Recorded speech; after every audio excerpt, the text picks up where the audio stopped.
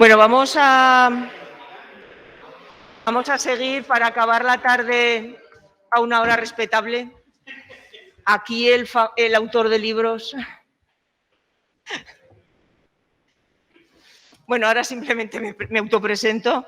Yo soy Pilar Biel, soy historiadora del arte y mi línea de investigación desde hace ya muchos años es el patrimonio industrial, ¿no? Entonces, bueno, como parte de ese concepto general del patrimonio industrial está el patrimonio ferroviario, de ferroviario histórico, bueno, pues es una parte importante del mismo, ¿no? Con unas características además pues que lo singularizan dentro de ese concepto más global que engloba todas esas manifestaciones de esta sociedad contemporánea. En mi caso, la intervención va a estar centrada en la conservación del patrimonio, o sea, de las estaciones, no del conjunto del patrimonio ferroviario, sino solamente de los edificios ferroviarios, aunque bueno, también vamos a hablar en general qué se entiende por ese patrimonio ferroviario. Bueno, la he dividido en 4 apartados. Un poco, primero, la importancia que el ferrocarril tiene para el siglo XIX, que hay veces también para el XX, pero una de las razones para reclamar esta patrimonialización de lo ferroviario precisamente es ese símbolo de la modernidad en el que se convierte el ferrocarril y que yo creo que a lo largo de las diferentes intervenciones, bueno, pues ha quedado bastante claro y demostrado. Es que hasta se hacían juguetes de locomotoras y de trenes, ¿no? Bueno, luego hablaremos un poco de esas características que tiene el patrimonio histórico ferroviario como parte de ese patrimonio industrial, a continuación sobre su protección y finalmente sobre su conservación. Y haremos una serie de observaciones globales. Espera, voy a coger un momento.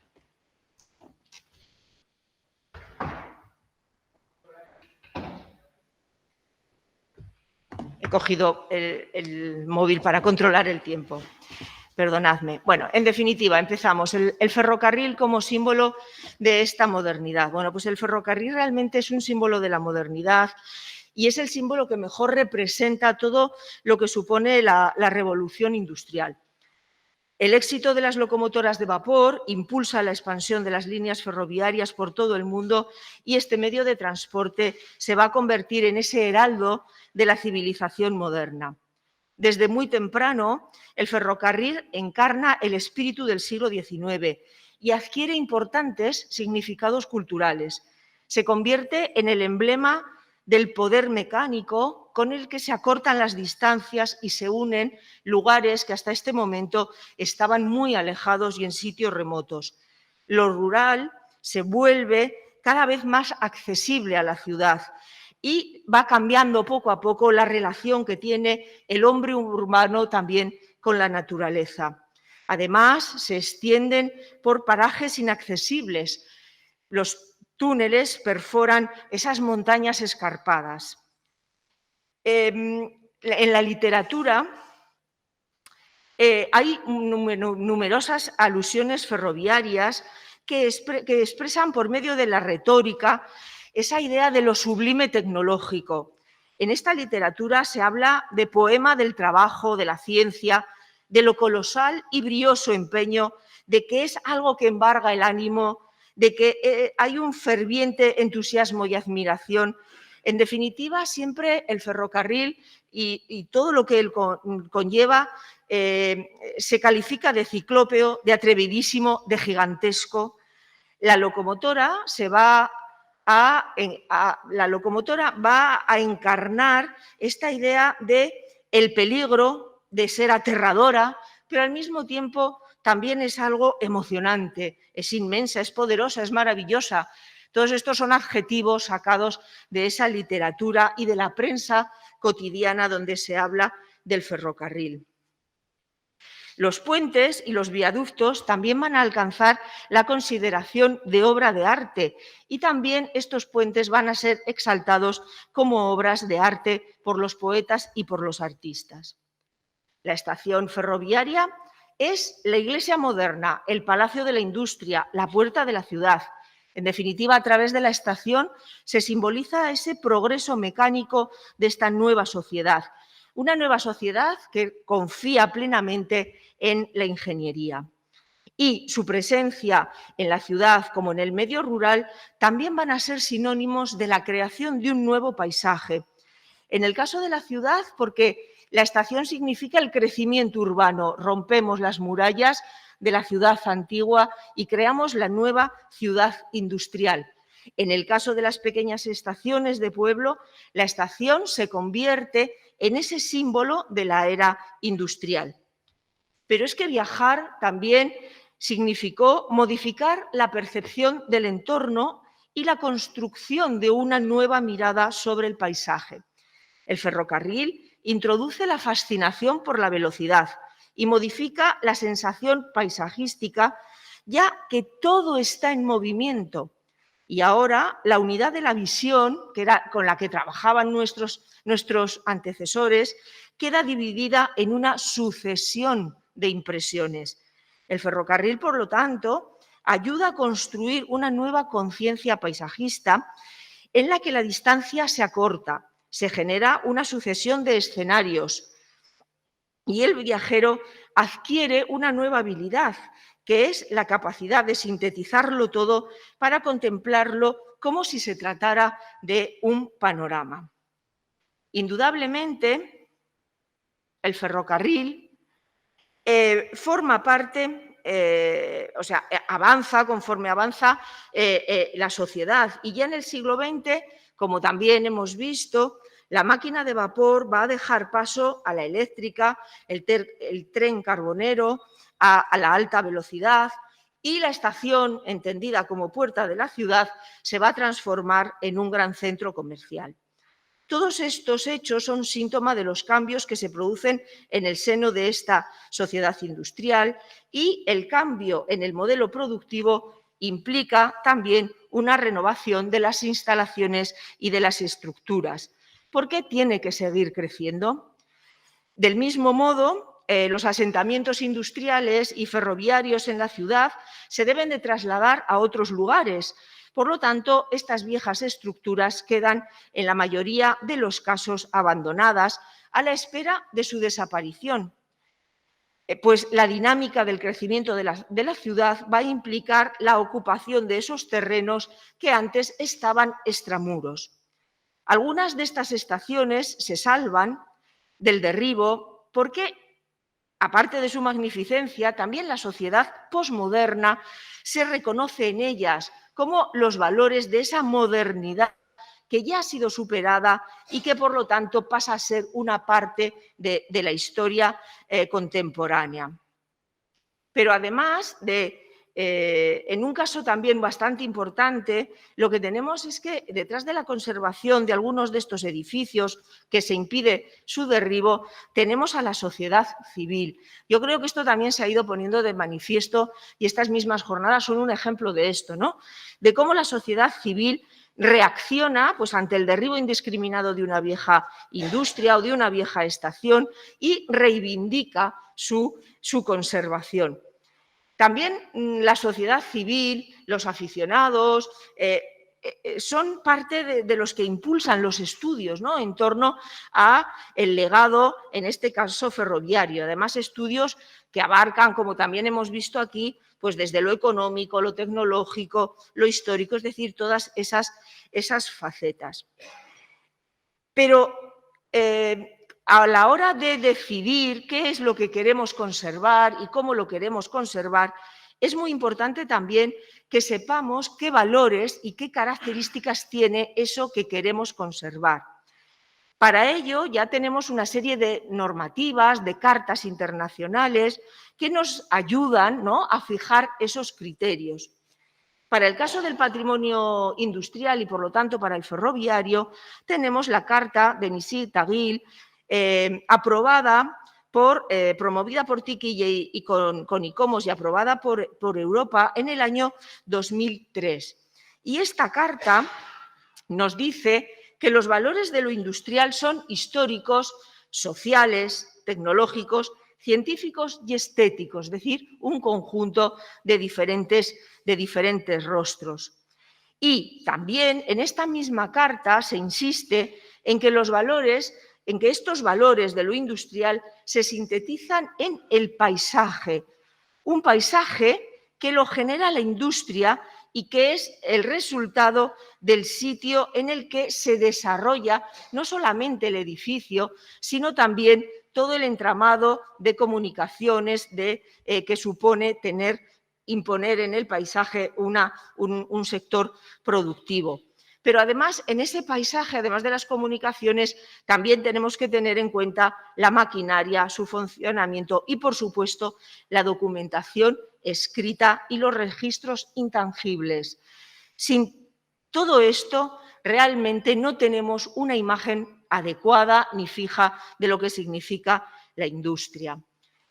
El patrimonio ferroviario es uno de estos ejemplos que se le pueden aplicar esta variedad de valores, ¿no?, a la hora de decidir qué es lo que queremos conservar y también a la hora de abordar la problemática de su conservación. El paisaje ferroviario mejor que otro, o el patrimonio ferroviario mejor que otro, se caracteriza por ser un paisaje articulador de la producción, ya que aúna lugares intermedios entre la región y la ciudad, favorece el intercambio de flujos con otros paisajes de la producción. Y, por lo tanto, este paisaje ferroviario está caracterizado por una variedad muy heterogénea de bienes, ¿no?, que aquí en la diapositiva anterior os los había un poco enumerado. En el paisaje ferroviario nos encontramos con bienes inmuebles, estaciones y toda la infraestructura que implica una estación, porque una estación no es un edificio, una estación es un conjunto de edificios. Están también los bienes muebles, pues los vehículos, el material rodante, placas, etcétera, las infraestructuras y, por supuesto, y como ha quedado muy bien demostrado, el patrimonio documental y el patrimonio gráfico, ¿no?, que se generan a través de esas compañías ferroviarias. Indudablemente, ya una vez sabemos ya con lo que nos enfrentamos, que es ese primer paso, el siguiente paso es decidir qué queremos conservar, ¿no? Y para decidir qué queremos conservar, lo más importante es conocer el conocimiento. Un conocimiento que surge del conocimiento del bien in situ, pero que también surge del conocimiento de la investigación, ¿no? En Aragón tenemos la suerte de que el Gobierno de Aragón, en la Dirección General de Patrimonio, en el año 2004, se empeñó en hacer el inventario del patrimonio industrial y de la obra pública de Aragón, que nos permitió tener una radiografía de lo que entre 2004 y 2008, que fueron los años que costó elaborar este inventario, tener una radiografía de qué es lo que había y de cómo estaba conservado en esos momentos. Y a partir de ahí generó un instrumento de gestión de este patrimonio, pero también de difusión, que es SIPCA, ¿no?, el Sistema de Información del Patrimonio Cultural de Aragón. Y a través de esta herramienta, que cuelga de la página web del Gobierno de Aragón, podemos consultar las fichas que se realizaron en ese inventario. Es decir, tenemos un conocimiento bastante exacto de lo que había, que a lo mejor ahora habría que ir eliminando fichas, pero bueno, en esos momentos tenemos un conocimiento bastante exacto de lo que había en esos momentos, pero también tenemos otros inventarios que están realizados desde fuera de Aragón, ¿no? Tenemos el trabajo que se hace desde Fundación Ferrocarriles con los inventarios de los túneles ferroviarios o el de los puentes ferroviarios, donde indudablemente hay ejemplos aragoneses. Y luego también tenemos otro trabajo espléndido, aunque en este caso es a través del Instituto de Patrimonio Cultural Español, la historia de los poblados ferroviarios en España, que es un intento o un primer trabajo muy importante de reconocer los poblados obreros, que en muchas ocasiones los dejamos en un segundo plano, como si no formaran parte de ese paisaje industrial, cuando la industria sin el poblado realmente no se entienden, porque son una unidad. En el caso de Aragón, en esta historia de los poblados, nos vamos a encontrar pues, con los de Canfrán, el de Sierra Menera, Ojos Negros y también el de la Almozara. Es decir, nos encontramos con una representación, indudablemente habría que seguir porque tuvimos pues, una riqueza de poblados mucho más importante. Ya sabemos lo que tenemos. Ahora, el siguiente paso es la protección. Nuestra ley de patrimonio cultural pues es una ley ya antigua, pero bueno, como también la ley española, es decir, en esto no vamos al mismo ritmo que el Gobierno de España. Es una ley ya bastante del año 1999 y su título cuarto habla del patrimonio etnográfico e industrial y señala en el artículo 73 que el patrimonio de carácter industrial es aquel que está constituido por los bienes de carácter etnográfico, que forman parte del pasado tecnológico, productivo, industrial y son susceptibles de ser estudiados con metodología arqueológica. Indudablemente, en esta ley no se está pensando en el patrimonio industrial contemporáneo, sino que se está pensando más bien en un patrimonio preindustrial, anterior al de la revolución industrial, porque solamente así bueno, pues se le puede aplicar pues esa metodología arqueológica.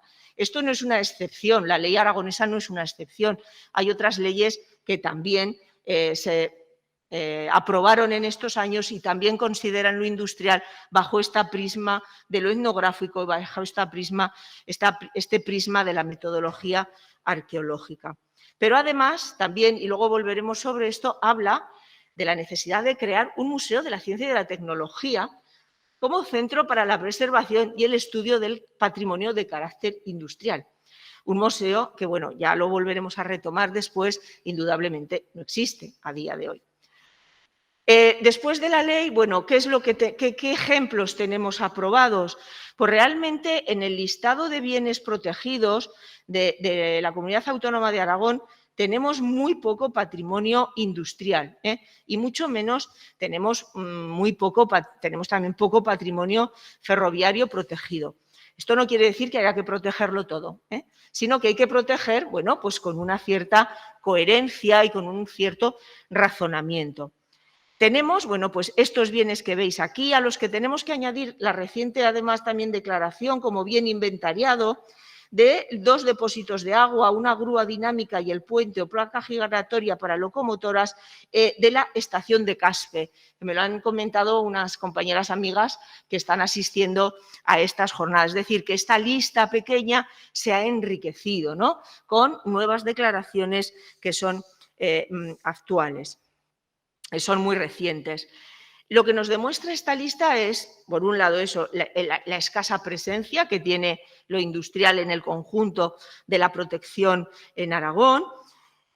Y otra cosa más, y 2 cosas más. Primero, que muchas veces declaramos bienes en un intento de salvar el derribo, como sucede con los casos de los monumentos de interés local, de la estación de Encinacorba, por ejemplo, donde la única manera de detener que nos tiren la estación es declararla bien de interés local. Esto es usar mal la ley de patrimonio. Es decir, no podemos utilizar la ley de patrimonio para evitar que nos derriben el bien, sino que la debemos de utilizar porque mi bien tiene unos valores que yo quiero conservar. Hay un uso un poco perverso de la legislación en este sentido, pero claro, a lo mejor es que es el único recurso que les queda a estos pueblos para poder proteger este patrimonio. Y luego también otra reflexión que nos lleva es que se sigue tratando el bien industrial como si fuera un bien histórico, ¿no?, o un bien histórico-artístico, porque se habla de monumentos, se habla de edificio, se habla de puente, es decir, la idea de la unicidad frente a lo que hemos estado comentando, el paisaje, el conjunto, que va mucho más allá y que realmente es una ley a la que le faltan figuras que puedan recoger, bueno, pues esta variedad patrimonial que desde 1999 se ha ido consolidando en los estudios y en otras legislaciones. Por lo tanto, es necesario reformar esa ley que parece que el Gobierno de Aragón, Dirección General de Patrimonio, está en estos momentos dispuesto, bueno, abordando este tema. Bueno, una vez ya tenemos protegido, luego viene ¿qué hago con ello? Porque claro, si protejo es porque quiero hacer algo con ese bien, ¿no? Bueno, pues aquí viene el dilema de restauro, rehabilito, son dos cosas incompatibles. Aquí hay ya toda una reflexión inicial, pero también la restauración o la rehabilitación tiene que estar basada en criterios objetivos, científicos y en criterios que estén basados en esos valores. Para eso también tenemos una carta específica para lo industrial que se conoce como los criterios de Dublín y que se aprobó en el año 2011. Y de estos criterios, que no os voy a leer uno por uno, solamente quiero destacar algunos. Primero, en esta carta de Dublín se dice que es necesario preservar la integridad funcional para conservar la autenticidad, ya que el significado de un sitio industrial sin la maquinaria u otros elementos subsidiarios queda muy mermado. Lo ideal sería contenido y continente. Eso sería lo ideal para preservar esa autenticidad. Indudablemente, muchas veces nos lo encontramos sin la maquinaria, pero sí que tenemos una espacialidad de lo industrial, en este caso una espacialidad de la estación, por ejemplo, ¿no? Sería el edificio que siempre conservamos. Habría que intentar conservar eso. La conservación debe ser in situ, algo que parece muy lógico. No sería la primera vez que hemos visto cómo Adif intenta trasladar edificios que le molestan porque el trazado tiene que ser recto. Y si hay un edificio, pues te lo muevo o te lo derribo, ¿no? Pero la conservación tiene que ser in situ, porque si ese edificio está ahí es por algo, no es por un capricho ni por azar. Pero además es que cuando adaptamos un sitio industrial a un nuevo uso, que es lo que generalmente sucede con lo industrial, debemos respetar el valor, el material significativo y mantener los patrones originales de circulación y actividad. Es decir, la adaptación de un edificio industrial a un nuevo uso no es tengo un edificio industrial, qué bien, puedo hacer lo que quiera con él. Porque como el edificio industrial es muy grande, no tiene pilares intermedios, me sirve para hacer cualquier cosa. Eso no es así. Y de hecho, la estación de Canfranc nos lo demuestra, ¿no? Eso no es así. Tenemos que ser capaces de que los nuevos usos respeten las características de los edificios sobre los que estamos interviniendo. Y por eso también la intervención debe ser compatible con el uso original o principal. No podemos, pues eso, forzar al edificio a que sea algo para lo que no fue pensado, porque al final lo que estamos haciendo, bueno, pues son transformaciones que lo único que queda es la carcasa. ¿De verdad un edificio industrial, una estación ferroviaria solo son los 4 muros exteriores? Una estación es mucho más, es un elemento de distribución, es mucho más. Bueno, aquí os había puesto la estación de Zaragoza, del Portillo de Zaragoza, porque yo creo que es una estación que hemos ido perdiendo los zaragozanos y los aragoneses en silencio, que yo no sé si es que no nos hemos enterado o no nos hemos querido enterar, yo la primera, pero realmente, bueno, pues es una estación que tipológicamente fue muy interesante, que solamente hay 2 más como ella en España, que está dentro también de un plan de renovación de las estaciones de Renfe, de un momento muy concreto también de renovación de la circulación, y que, bueno, pues de estas imágenes, con todo este complejo ferroviario que era la estación del Portillo, bueno, pues ahora tenemos aquí pues CaixaForum, bueno, tenemos ahí un solar vacío, ¿no? Algo muy triste que no explica nada y que ya veremos qué pasa luego con el edificio, que tampoco lo tenemos asegurado que ese edificio se vaya a conservar, sino que más bien no lo derriban ahora, pues porque ahora tampoco merece la pena, pero bueno, todo llegará, ¿no? Entonces, bueno, ahí lo dejo, ¿no? Es la manera en la que estamos perdiendo patrimonio de una manera silenciosa, sin preocuparnos. Una vez ya hemos protegido, bueno, pues claro, la cosa es cómo intervenimos y qué ha hecho la Administración porque claro, quien protege es la Administración autonómica, local o comarcal, ¿no? Entonces, esa Administración que tiene diferentes niveles, ¿qué hace con esos bienes? Bueno, pues ahora hemos visto que la Estación Nueva de Camín Real está como sede del museo, pero es que está protegida desde el año 2007 y han empezado ahora en el 2021. Todos esos años han favorecido indudablemente que la estación se vaya deteriorando. O, bueno, los otros elementos que aquí os he ido poniendo imágenes para que veáis que realmente protegemos, pero pues no hacemos nada, ¿no? Lo protegemos y ahí lo dejamos. Si protegemos y ahí lo dejamos, pues al final vamos a tener unos bienes destruidos por el propio paso del tiempo, por las inclemencias, etcétera, etcétera, que al final pues desaparecerán, ¿no?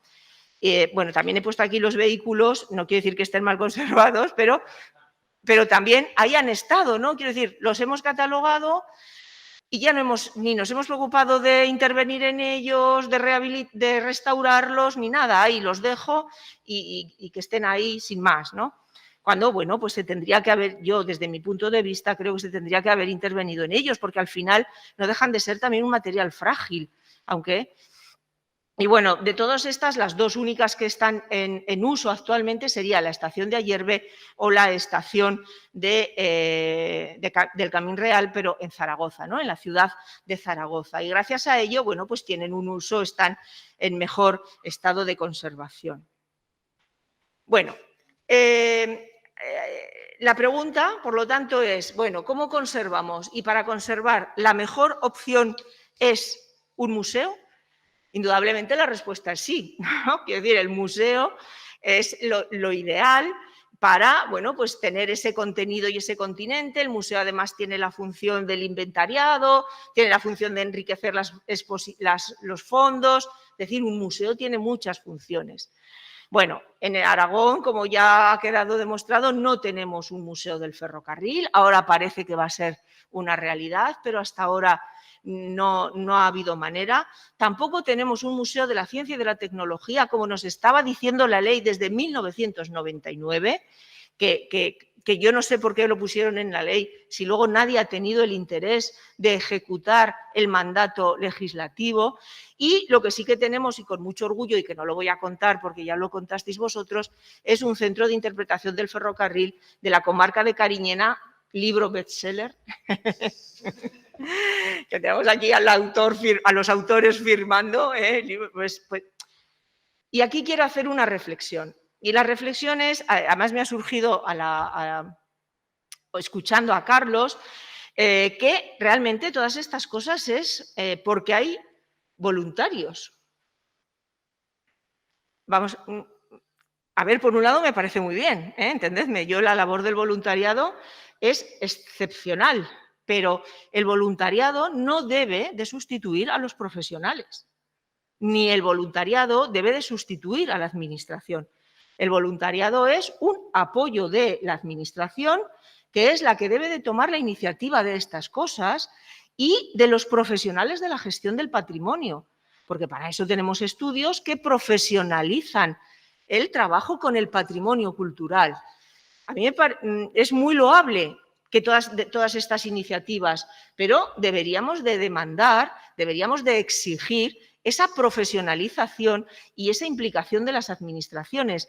Y también en estas jornadas ha salido muchas veces la idea de que es que no es rentable.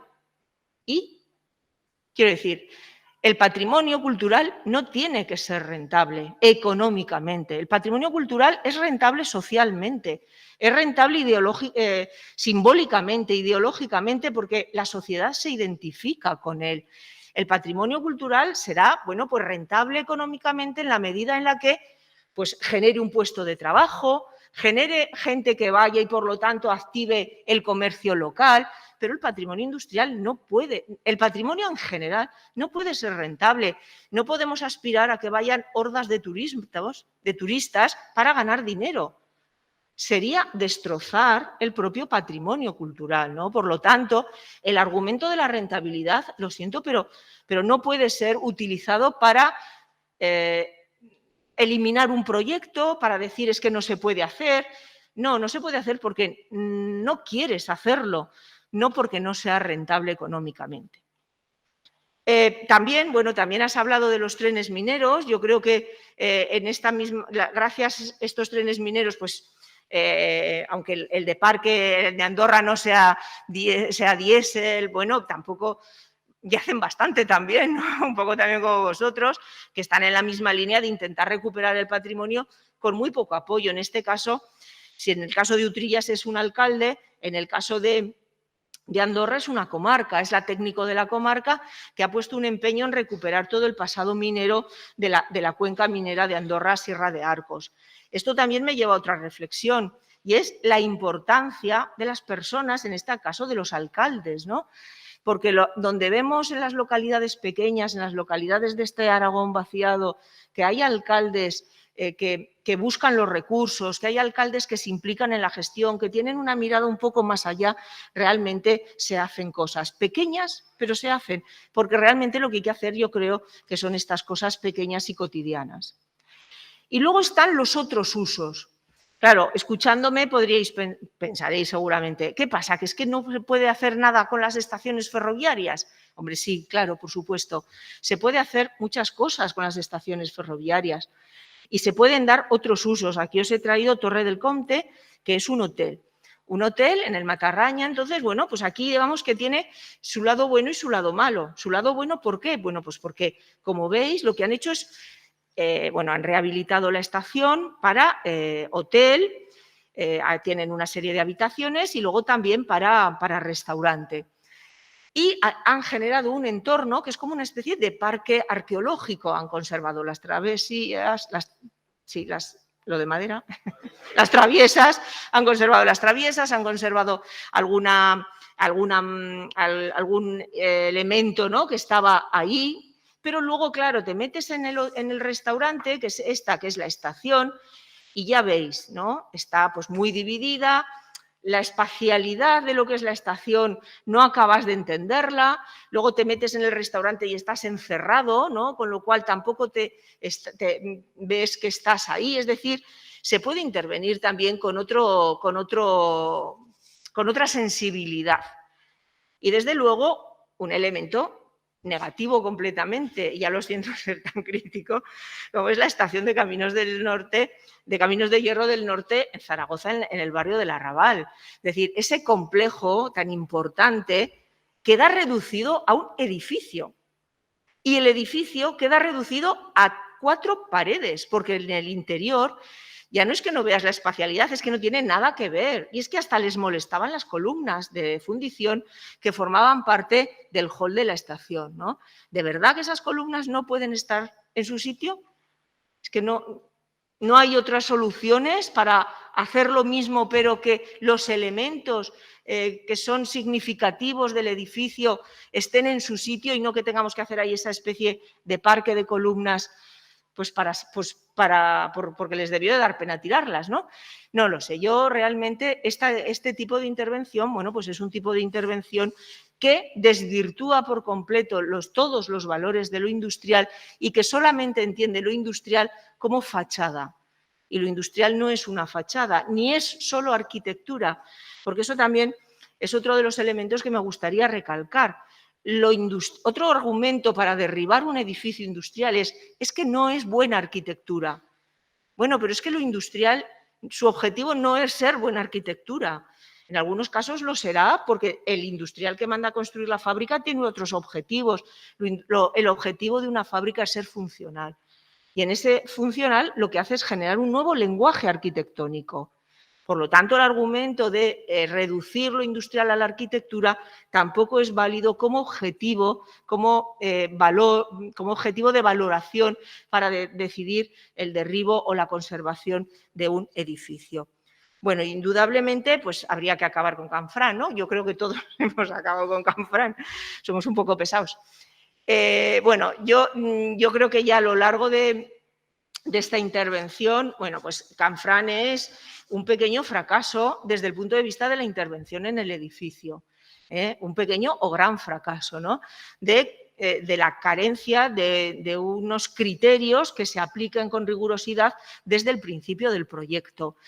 Se declara también, se incoa el expediente, ahora no tengo la fecha, no la encuentro, pero tarda 10 años en que la incoación del expediente sea declaración definitiva. lo declaran bien de interés cultural. Es uno de los pocos edificios industriales que tenemos que son la máxima categoría de protección de la ley y, como ya también en una intervención ha contado Belén Boloqui de Apudepa, el proyecto inicial era muy respetuoso, pero sin embargo finalmente se aprueba un proyecto donde consiste en vaciar la estación. Una estación además tan singular desde el punto de vista no arquitectónico, sino de funcionamiento. Una estación que fue muchas cosas, no solamente estación ferroviaria, fue hotel, fue aduana, es decir, fue un edificio plurifuncional, de estos que ahora tenemos tantos en nuestras ciudades. Bueno, aquí tenemos un primer ejemplo. Y, sin embargo, la estación de Canfranc se sometió a un vaciamiento que incluso eliminó la zona de billetes, ¿no? de la zona de compra y venta de billetes, y que ahora ha sido clonada. Es decir, ahora tenemos un falso histórico en la estación de Canfranc, con lo cual realmente los criterios de intervención que se han aplicado para intervenir en este edificio han sido justos, digamos que es el ejemplo de lo que no se debe de hacer en un edificio que es bien de interés cultural, sea un edificio industrial, sea un edificio de otro tipo de patrimonio. Lo importante de esto es que es un bien de interés cultural y que como tal se debe respetar su integridad. Y desde luego aquí eso no ha sucedido, ¿no? Aparte de que luego, bueno, pues todo el paisaje ferroviario que era la estación de Canfranc, bueno, pues ha desaparecido, ¿no? Muy bonita, ha quedado muy bonita, pues porque es bonita, pero realmente esta estación de Canfranc ya no es la estación de Canfranc que fue en su día. Son simplemente, bueno, pues eso, las paredes, ¿no? El exterior, la cáscara que fue Canfranc.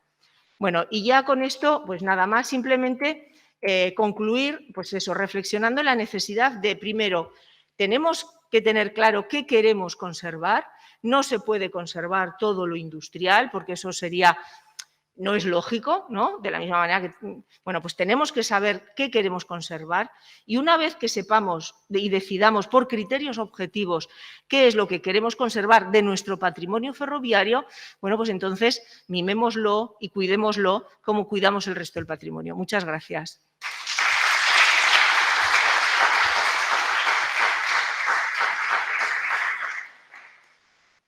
Bueno, vamos a seguir.